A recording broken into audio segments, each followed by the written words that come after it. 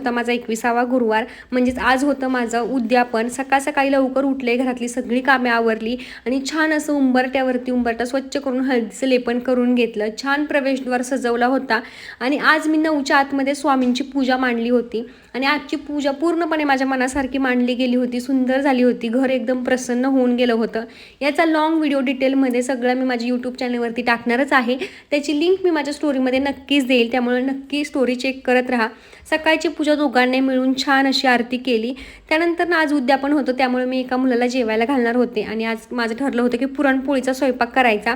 सगळं वाचन वगैरे झालं, त्यानंतर मग पुरणपोळीचा स्वयंपाक करायला घेतला आणि मम्मी आली होती माझ्या मदतीला. सकाळ तिने एवढे मोठे मोठे उंडे केले होते ना पोळीचे, त्यामुळे मोठ्या मोठ्या पोळ्या झाल्या होत्या. पुरणपोळीचा सगळा स्वयंपाक पूर्ण झाला. पुरणपोळी स्वामींना भरपूर आवडते, कांदा भजी आवडतात आणि बेसन लाडू आवडतात, त्यामुळे त्याचाच बेत मी आज आखला होता.